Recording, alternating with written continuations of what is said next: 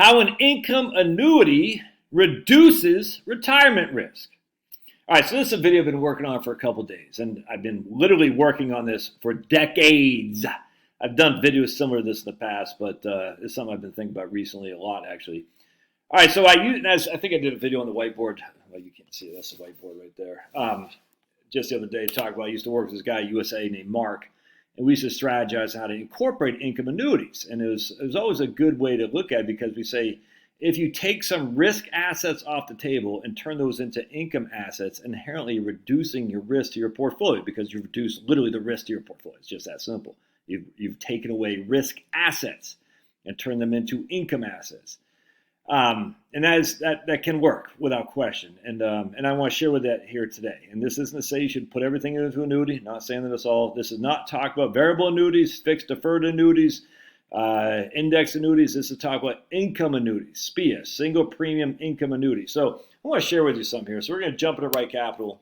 Josh and Charlotte, I'm 60, she is 58 years old. All right, we're going to go to our profile here. We got Million Schmackaroonies, and it's in my IRA, and it's based on a moderate portfolio, 60-40 stocks to bonds, all right?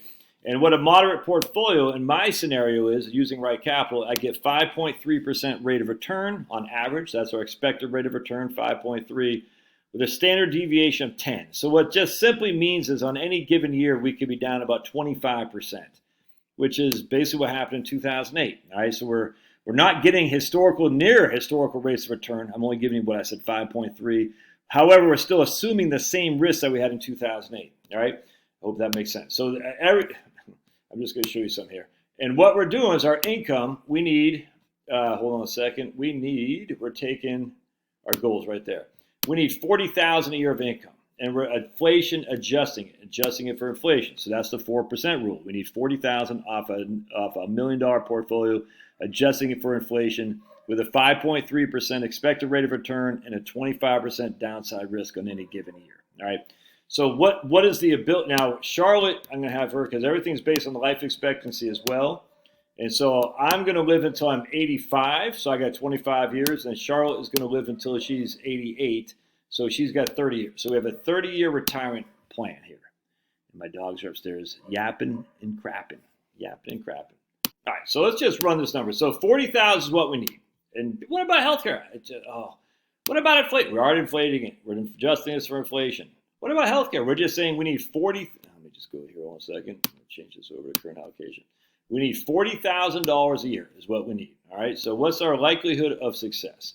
51% probability of success. Let's make sure that looks good here. We're going to scroll down, look at everything. It looks good. Yeah, that looks good. Everything looks good there. All right, sweet. So we need 40,000 a year adjusted for inflation based on using roughly a 3% inflation, give or take. Well, we're not using the healthcare, so about roughly 3, I think. Something like 2.5 to 3% inflation. As you can see, our expenses going up each and every year. There's our expenses. Our tax payments are going up each and every year as well. So we're pulling, when you factor in taxes, by the way, this is one of the things the 4% rule doesn't have to pull. We're actually taking 4.2 out this year because we got factor in taxes. So our spending is 40,000, that's 4% plus taxes, so it's a 4.2% if that makes sense.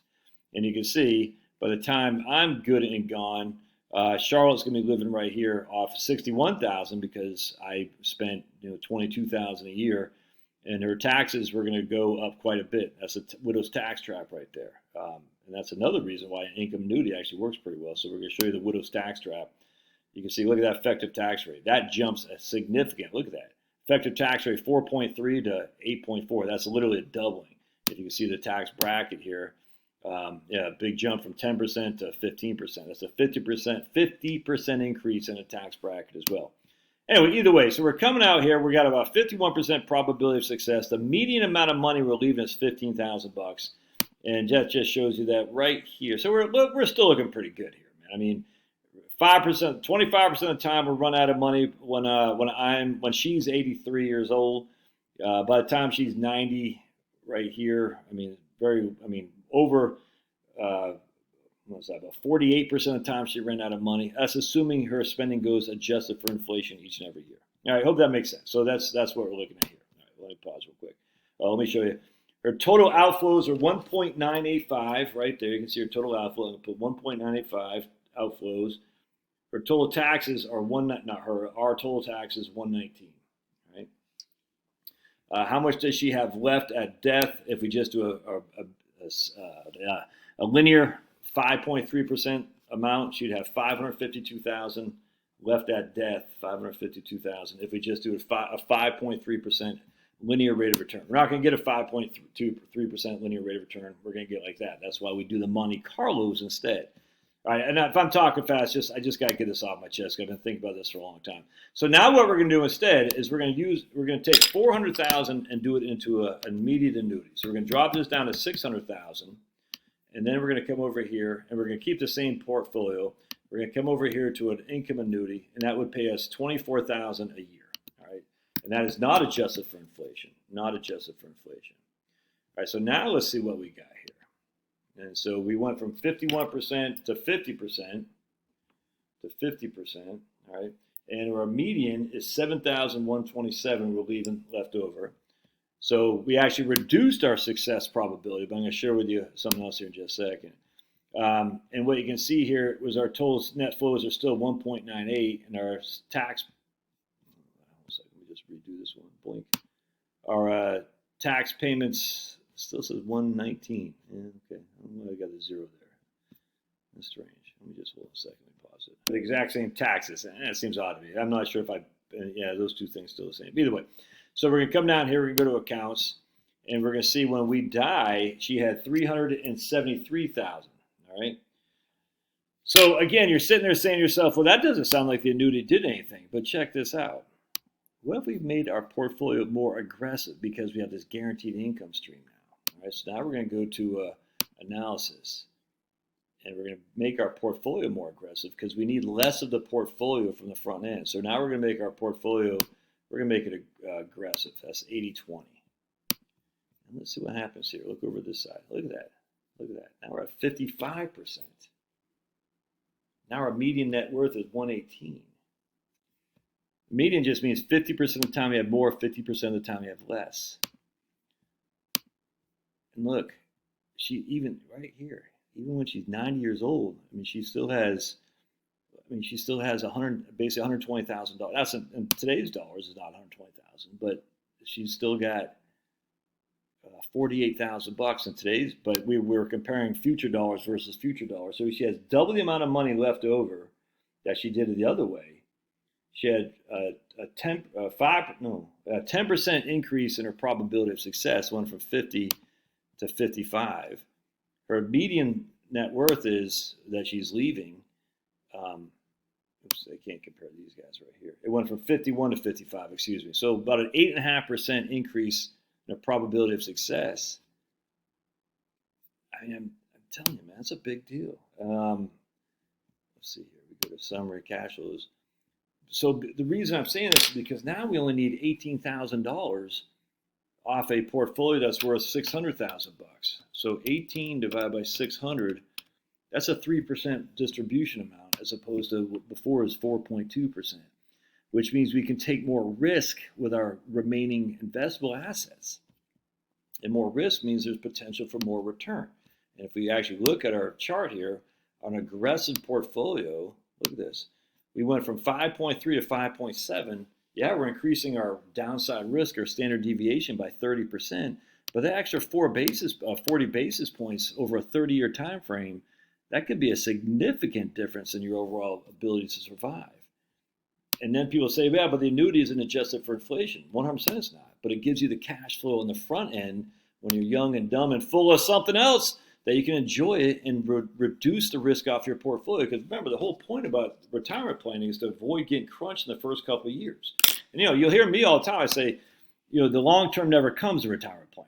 You know what I'm saying? It never comes. So people say stocks are less risky in the long run. The long run is always the long run. It's like trying to chase a dragon if you're addicted to heroin. You never catch the dragon. The dragon's right there. He's always out there. You know what I'm saying? It's like the CCR song. Someday never comes. It's like freaking the long run never comes in retirement planning. So the point being is now we can take more risk because we have less risk of our portfolio. We can take more long-term risk because we have less short-term risk. It's just that simple, man, because we have this annuity guaranteed, which means we're reducing the initial stress off our portfolio. So even though this annuity is flat, it's not, you see the annuity right here, then you can see the RMDs right here, but the annuity isn't paying anything more than $24,000. So that is being reduced by inflation, I grant you that, but the other stuff has more, can more grow, even only a 40 basis point increase. 5.3 to 5.7 might not sound like much, but then how much are we leaving at death in terms of linear? Before we were leaving 552, now we're leaving 595. So we're leaving almost 50,000 more because we can take more risk. Now, something to think about, man. I'm telling you, I love these annuities concepts. I think they're fantastic. Hold on a sec. I never do this, but you certainly could. You could say, well, hell's bells. I'm just going full. I would never do this, but let's just say we made it all in stocks. All stocks. My stock portfolio is a 6% rate of return as opposed to 5.7. Whereas that might be down a little bit. Yeah, it went down because we have a lot more risk in all stocks. So we see our all stock portfolio right here is 6%, but the standard deviation is 17.3. So I wouldn't do that. But still, if you went to aggressive right here, 80-20, 5.7 to 13.2% standard deviation versus 5.3 to the 10.2% standard deviation, you can see we reduced our risk. Let me get this right here. In terms of running out of money, I got hit this guy right here. Run out of money. Reduced our risk. Now, if we actually went to, instead of doing inflation adjusted, let's do this right here. Hold on a sec. I can come over here or go to profile. And what if we reduced our expenditures because we know that most people's spending goes down as they age. So we're going to hit retirement spending stages. Watch what happens here.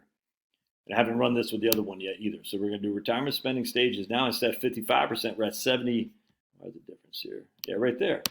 We're at 71 and 72% respectively. Our median liquid net worth is $444,000 if we're an aggressive portfolio, which you should be if you're doing an income. If you're doing an income annuity, you should increase the aggressiveness of your portfolio to compensate for the fact the income annuity is flat. You're not getting any inflation-adjusted income annuities now. So you say, look, because I'm taking all this money, I park it in a fixed rate of return, i.e. an income annuity that will not go up with inflation, I need to have more agility to compensate for inflation, and that would be with the equity market.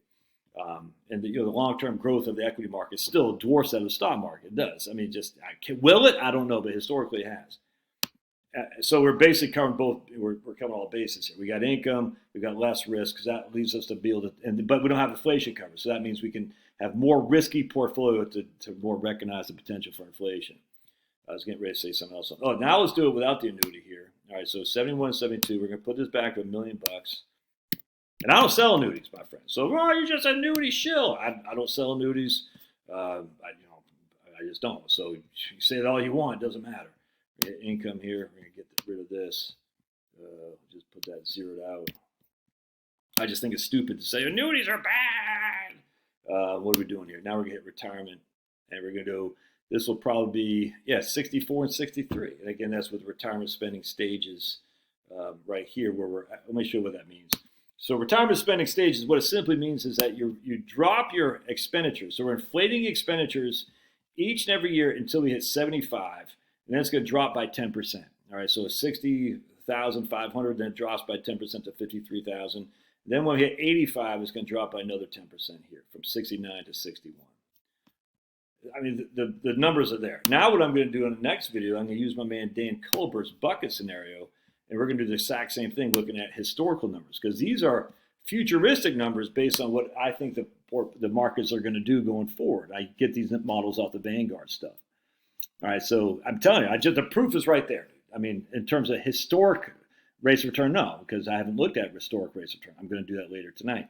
But in terms of futuristic, whoa, futuristic, you're a futurist like Rick Edelman. In terms of prognostication with my lower rates of return going forward, man, we're looking pretty good, dude. Don't overlook income annuities, I'm telling you. All right, God bless. Love to hear your thoughts. Don't forget, I'm getting some good emails on my investment course. So if you sat through 14 minutes and 29 seconds of me yapping, my investment course, no longer on sale, but you can buy it for $200. You can get a run at it. And you say, look, you don't like it, you get money back guaranteed. You got 30-day free look. There's literally nothing to lose except your ignorance. All right, love to hear your thoughts. God bless.